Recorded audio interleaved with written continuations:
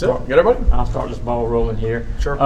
Halfway point SEC schedule. What kind of job do you think your guys do as far as keeping it focused on the next game and not, worry about what's ahead, what needs to be done, et cetera, et cetera? I think our guys are doing a really good job of that. I think they've been bought into that since our first game.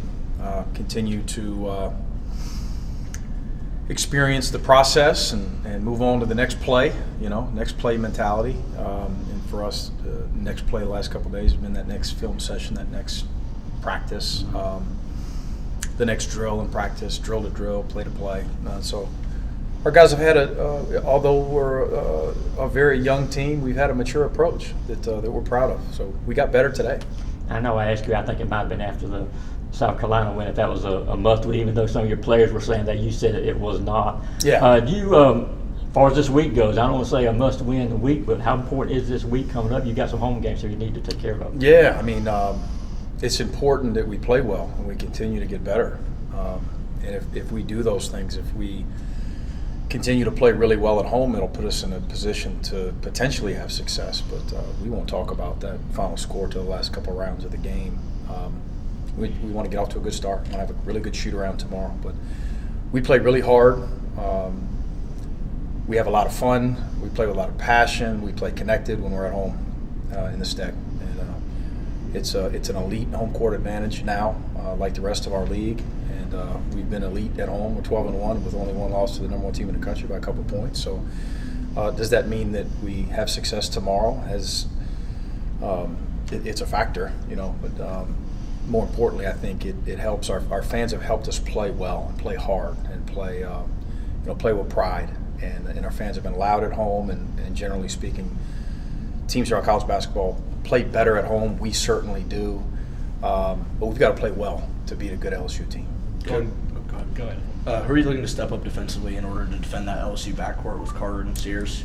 We've got 5 guys that we're playing pretty consistently in the backcourt, and all of them have had positive moments in league play defensively, and all of them have stuff we got to continue to work on. But Silas would be the first guy that comes to mind, Tyron Lawrence. Dakota's been really good the last couple of days defensively. We've just all got to continue to get better and compete. But it starts with those guys, as you mentioned, with their backcourt, with Carter and Sears. Those 2 guys are a handful. Going back to being halfway through SEC play, what do you like that you've seen through 9 games, and what do you need to see improvement on? The character of our guys, the resilience of our guys, the work ethic, the consistency. We talk about process a lot, and these guys have embraced that. They enjoy playing with one another. For the most part, we've been really good defensively coming off a game where in the second half we weren't very good defensively. The number one offense in the country had a lot to do with that. But for the most part, in league, non-conference, we've been a high-level defensive team that's overcome some live ball turnovers a lot, and that number's getting a little bit better as of late.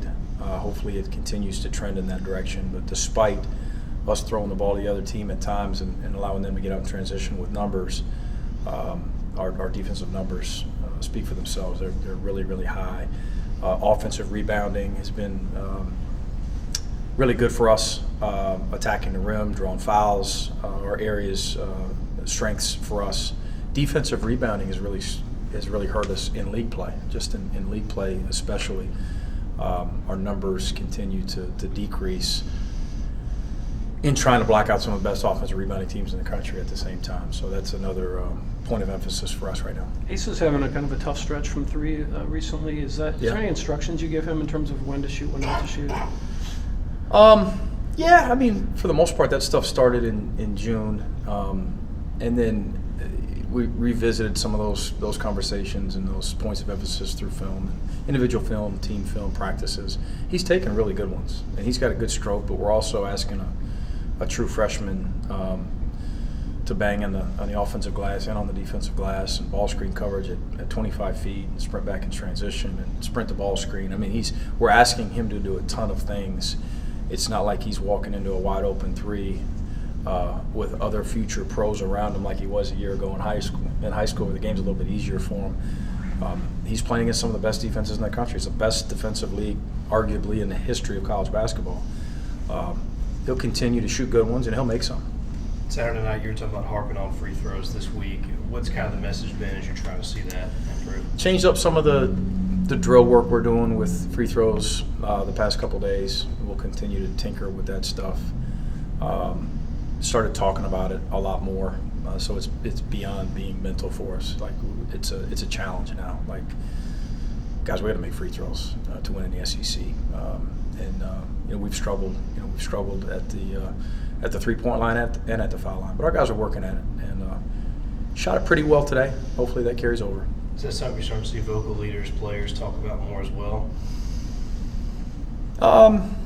Not a bunch, because we've got a couple guys that shoot it really well. I think that they're just kind of staying in their lane and focusing on their free throw percentage right now. You talked about LSU's backcourt. What else sort of stands out to you about that? Their speed, really fast, long, athletic, deep team. But those two guards are really fast, and all of their front court guys. It could be the fastest front court in our league. Changing ends, rim running and early ball screen dives and deep post ups, and they're hard to block out. The way they defend the rim, their ability to block shots. I mean, it's an athletic, talented team, and Matt and his staff do a good job. I mean, those guards, they put them in space. They can go get baskets, and they attack the glass, and they defend at a really high level like the rest of the SEC. We'll have a chance to talk to Silas in a few minutes. Where do you feel like you've seen the most growth from him going through his second season playing SEC ball? His maturity, his consistency, his resilience, his ability, that respond word that we've used a lot, right? He epitomizes that a bunch. He models that for his teammates. He's a mature sophomore. We need him to play like a junior, like a senior, and he got some valuable experience late last year, and really throughout the year, starting as a freshman. And it seems like he's been here for a while now. It's only a year and a half. He's got plenty of basketball in his sophomore year to be played, but just continues to grow emotionally, mentally. And we had a good conversation today. He's just like everyone else. We've got a lot of area for improvement, and he is a guy that we lean on for a lot of different things, and in a lot of different ways. And so he's a guy that's continuing to learn how to be as a point guard at this level, and for the rest of his career be an extension of the staff. We need him to continue to grow in those areas, but he obviously has done that immensely since his freshman year.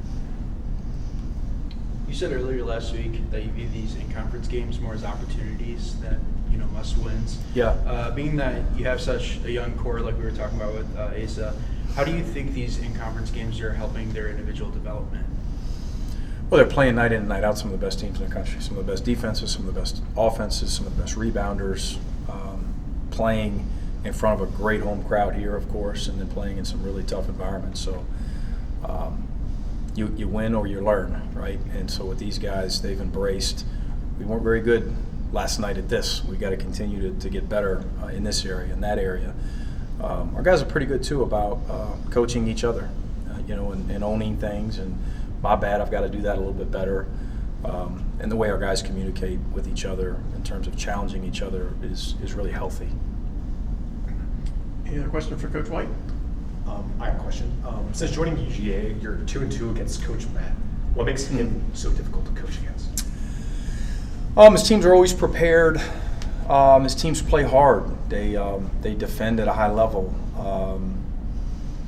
Their spacing offensively, their ability to create problems in transition. He's won a lot of games, at different places, and he'll continue to do so.